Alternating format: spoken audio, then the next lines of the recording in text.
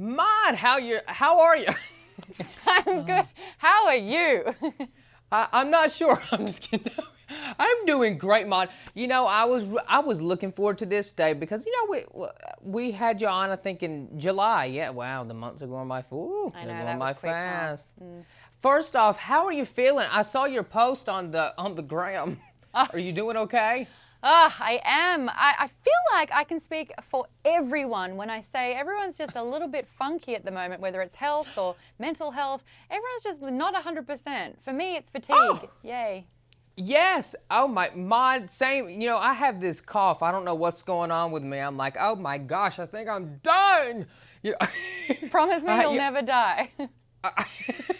I'm like, oh, but I'm with you, Maude. Well, anyway, I'm glad you're feeling better. Let's talk about some movies. I love movie talk. So let's talk about, we're going to talk about some that are on Tubi, but first let's talk about some that are in the theaters. One in particular is Milo Ventimiglia's film, The Art of Racing in the Rain. This is a movie that I think fans are going to really love.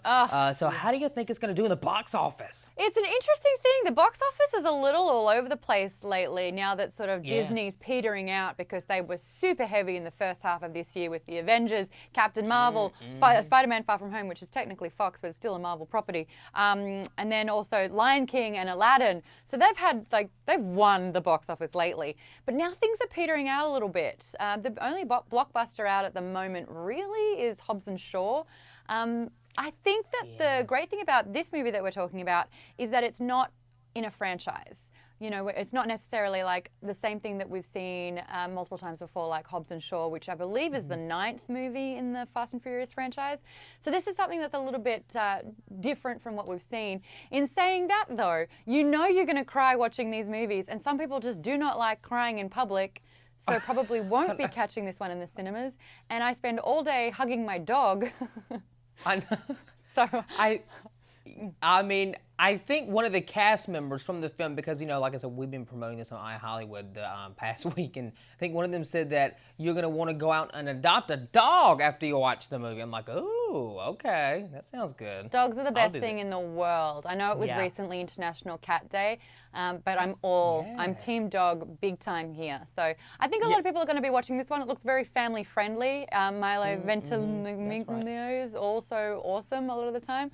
Wish I could say his name, but that's another conversation for another time. But yeah, I think it'll do fine actually. Yeah. All right. Well, let's talk about another one because we are talking all about family movies today. So one in particular that I think the kids are going to really enjoy because, you know, back here in Georgia, all the kids are going back to school, Ma. They're back in school. All the parents are just cheering. I can hear them. I know. Oh, me as a kid, it was the war. I'm like, no, Mommy, no, I don't want to go back. You know. I remember that. Anyway, one that, hey, parents, you can take your kids to go see this one if they make good grades. Dora and the Lost City of Gold. It's coming to theaters. Were you a fan of Dora growing up, Mon? No, I'm a lot older than you. So I think I missed that window of Dora going up the mountain. My sister and I, we grew up watching Dora, the Swiper, no swiping. Oh yeah, you remember? Well, you didn't see it anyway. It was a fox that was on with Dora. This is a new one, and this is going to kind of show Dora as a young teen in high school. Yes, so they're aging her up a little bit, which I think is smart because she's going on a huge adventure, and we want to protect the children here. That one's tracked to do quite well as well. I don't know if it'll do as good as Toy Story 4, which is still petering in some of the cinemas at the moment. That one, I think it is in the top 5 highest grossing movies this year so far. So I hope Dora does well. I love the fact that we are focusing on a diverse character here, and that a lot of young girls watching this will be able to see themselves on the big screen. Yeah, that's right, Mon. All right, one last one before we get to some Tubi movies. My girl, Sherry Shepherd, I got to point her out. How you doing, Sherry? How you doing? Anyway, she's in a new theatrical film, Brian Banks. This film is inspired by a true story of Brian. Another one that I think is really going to hit it off at the box office, but it's also going to be a tearjerker. I know. Why do they keep doing this to us? I feel like when the start of summer comes out, it's all action and boom, boom, boom, superheroes and saving the day. And by the time summer starts wrapping up, they just want to hit us right in the feels. The reason why this one's going to do a little bit better is, again, because it's not a franchise, because it is something that we're not seeing and being inundated with. We have something that's nice and fresh and new. And I think that we're craving that more than ever now. So I'm interested to see how this week's going. Personally, I feel like less and less people are going to the cinemas at the end of summer, and they're just staying in and having the weekends inside. Yeah, and that's when you want to turn on Tubi, right, Mon? I mean, if you can get free content and you can have Chick Flick Fridays for free, that's what I'm all about. Yes! And I almost want to declare Fridays Chick Flick Fridays. So I've got some recommendations that everyone who is staying at home this weekend, raise the roof, can watch for absolutely free on Tubi.tv. Are you ready, Noah? Here are my recommendations, starting with Thelma and Louise. Classic movie. This movie came out before you were born. It stars Susan Sarandon and Geena Davis.